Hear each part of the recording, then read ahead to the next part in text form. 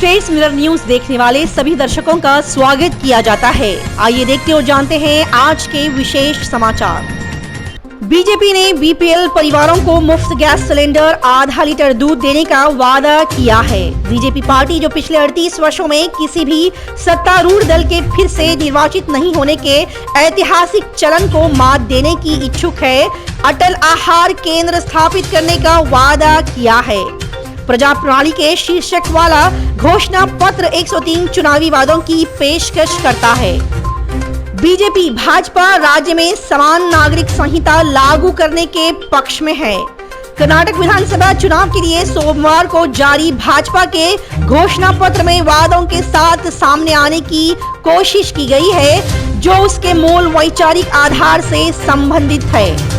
उनमें से प्रमुख एक उच्च स्तरीय समिति की सिफारिशों के आधार पर राज्य में समान नागरिक संहिता यूसीसी को लागू किया जा रहा है, जिसका गठन पार्टी के सत्ता में आने पर किया जाएगा। इस घोषणा पत्र में कर्नाटक में नागरिकों के राष्ट्र रजिस्टर को पेश करने और राज्य में सभी अवैध अप्रवासियों का शीघ्र निर्वासन सुनिश्चित करने का वादा किया गया है। गौर किया जाए कि बीजेपी नेता बार बार अवैध अप्रवासियों से जुड़े मुद्दे को उठाते जा रहे हैं। इसके अलावा इस घोषणा पत्र में राज्य पुलिस में एक विशेष विंग बनाने का भी वादा किया गया है। कर्नाटक धार्मिक कट्टरवाद और आतंक के खिलाफ राज्य विंग के स्विफ्ट कथित तौर पर वैचारिक संघर्ष के कारण पार्टी पदाधिकारियों की हत्याओं के मद्देनजर पिछले साल पार्टी की सरकार के खिलाफ उनमें से कुछ ने नाराजगी व्यक्त करने के संदर्भ में इसे युवा पार्टी कैडर को लुभाने के प्रयास के रूप में देखा जा रहा है। खरगे ने कहा कि सरकार कारखाने के कर्मचारियों के लिए 12 घंटे की शिफ्ट की अनुमति देकर समय को पीछे ले जा रहे हैं। एआईसीसी के अध्यक्ष एम मल्लिकार्जुन खरगे ने सोमवार को आरोप लगाया कि केंद्र और राज्य की दोनों भाजपा सरकारें कार्य दिवस को 12 घंटे तक बढ़ाने की अनुमति देने के लिए कारखाना अधिनियम 1948 में संशोधन कानून पारित करके मजदूर विरोधी कानून का पालन कर रही है। एक दिन एच.डी. कुमारस्वामी का कहना है कि जेडीएस कन्नडिगांव की बी टीम है और गौड़ा ने मोदी की टिप्पणी पर कहा कोई टिप्पणी नहीं। जनता दल सेक्युलर पर कांग्रेस की बी टीम के रूप में प्रधानमंत्री नरेंद्र मोदी के उपहास के एक दिन बाद पूर्व मुख्यमंत्री और जेडीएस नेता एच.डी. कुमारस्वामी ने कहा कि जेडीएस कन्नडिगांव की बी टीम है। उन्होंने आगे कहा, श्री मोदी हमें बी टीम कहते हैं और सिद्धरामैया भी हमें बी टीम कहते हैं। मुझे क्या कहना चाहिए? मैं हर दिन कर्नाटक के लोगों के बारे में बोलता हूँ। मैं कन्नडिगांव की बी टीम में हूँ। उनके दिमाग में जो चल रहा है मैं उसका क्या कर सकता हूँ। ग्रामीण त्योहारों के आयोजन को लेकर दो गांवों में सत्तारूढ़ वाईएसआरसीपी और विपक्षी तेलुगुदेशम पार्टी समर्थकों के बीच झड़प के बाद कुप्पम विधानसभा क्षेत्र में अतिरिक्त पुलिस बल तैनात कर दी गई है।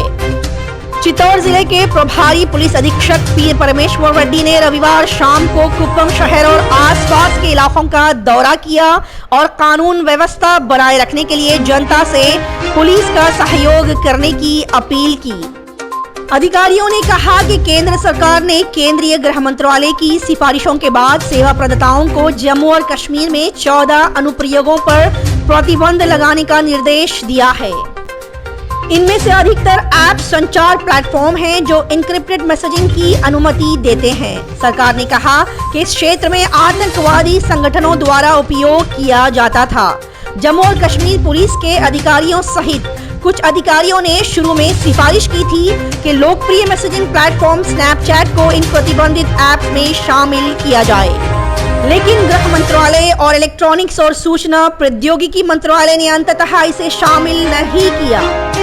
एक अधिकारी ने कहा कि हिरासत में लिए गए लोगों द्वारा इस्तेमाल किए गए फोन की अधिकारियों द्वारा जांच के बाद ऐप्स की सूची निर्धारित की गई थी। भारतीय जनता पार्टी जिसने 10 मई को विधानसभा चुनाव के लिए अपना घोषणा पत्र जारी किया, वही भारतीय जनता पार्टी ने सत्ता में आने पर नागरिकों के राष्ट्र रजिस्टर एनआरसी को लाने के अलावा समान नागरिक संहिता यूसीसी को लागू करने का भी वादा किया है।